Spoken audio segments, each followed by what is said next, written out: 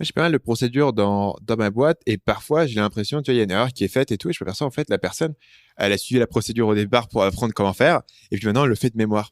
Comment est-ce que tu fais pour inciter les gens à soit toujours suivre la procédure, parce que c'est un peu chiant, si à chaque fois que tu dois reprendre le document, tu as l'impression, ah, non, c'est bon, je le sais, je le fais pas, et au final, tu oublies des petits détails un peu débiles, fallait cocher tel truc, sinon c'est pas téléchargeable par l'autre mec, tu as des trucs un peu bêtes, mais euh, comment est-ce que tu fais pour, j'imagine que c'est une question de culture, ou comment est-ce que tu fais pour que les gens reprennent à chaque fois ces procédures, ou tu vois, que les gens les suivent Oui, à la lettre. Enfin, à la lettre? écoute, c'est vrai que bon, personne n'aime vraiment suivre des procédures à la lettre, hein. On est comme ça, on a envie de se sentir humain et pas robot.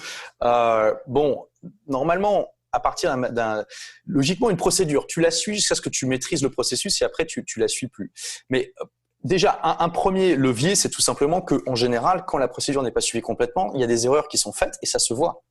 Et c'est ce que je te disais, quand tu analyses ça avec la personne qui était censée mettre en place le truc, c'est indiscutable qu'à un moment elle n'a pas suivi la procédure et elle peut pas se sentir bien, si tu veux, par rapport à ça.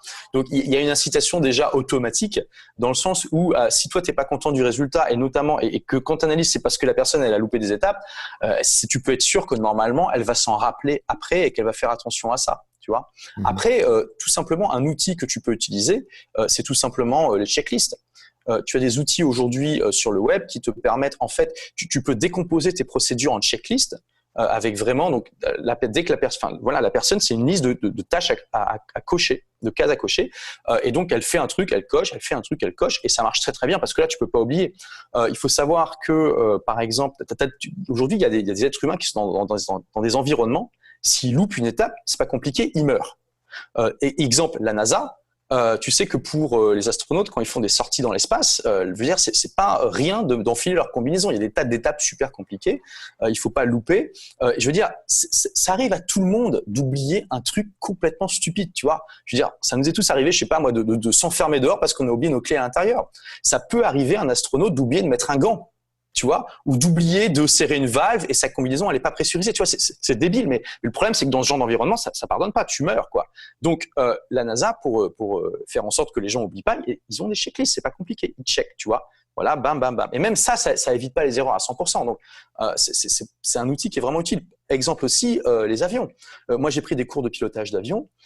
Avant, enfin, t'as des checklists pour chaque étape du décollage et aussi de l'atterrissage. Avant de décoller, tu dois vérifier chaque ligne pour voir que, voilà, c'est pour être sûr qu'il n'y a pas de problème mécanique et que tu as bien mis en place toutes les actions nécessaires avant de décoller parce que le décollage, c'est le moment le plus délicat quand tu voles parce que tu es très très bas, donc tu as très peu de temps, tu voles à une vitesse très faible, donc c'est très facile pour toi de plus avoir de portance et de t'écraser comme une merde dans un arbre. Donc il faut faire très attention. Et d'ailleurs, il y a quand même eu des accidents malgré les checklists parce que, je veux dire, je me rappelle, en Espagne, il y avait eu un accident avec un avion avec 200 personnes, ils sont tous morts parce que les pilotes avaient simplement oublié de sortir les volets. Tu vois, les volets, c'est un truc que tu dois sortir au début quand tu décolles pour avoir davantage de portance parce que tu n'as pas assez de vitesse. Les mecs, ils ont oublié. Et le système, il y avait une malfonction et du coup, le voyant s'est pas allumé. Bon, bref, même avec les checklists, on peut encore faire des erreurs. Donc, c'est aussi ce que je veux dire par rapport à ce que tu me dis, c'est que tu peux pas éliminer complètement les erreurs, mais ça permet quand même de les réduire fortement et d'inciter les gens à suivre les process. Tu as dit qu'il y avait des outils pour gérer ces process-là et ces checklists. Tu en utilises un en particulier que tu peux recommander? Alors, j'en utilise pas justement parce que tu vois, le simple fait, moi j'utilise la version que je t'ai dit au tout début, à savoir quand il y a une erreur, on regarde si c'est la faute de la personne en général, elle va plus refaire la faute jamais, tu vois. Donc c'est assez rapide que finalement les personnes utilisent. Mais après c'est aussi à toi, tu vois, dans ton management, à être ferme par rapport à ça, parce que si tu laisses passer des trucs qui sont dans la procédure, les gens la respectent moins. Et tu veux que les gens respectent le process. Et mais par contre, tu leur donnes aussi le pouvoir de changer le process en disant voilà, si on voit qu'il y a un problème et finalement le problème dans le process, il faut le modifier. Et tu dois aussi inciter les gens qui travaillent pour toi d'envoyer des feedbacks, à te proposer des changements de process. C'est important. Et après, tu mets en place une période de test pendant, je sais pas, une semaine par exemple, où tu vas tester et voir ce que ça donne, tu vois. Parce qu'il faut pas non plus être dans un truc trop rigide.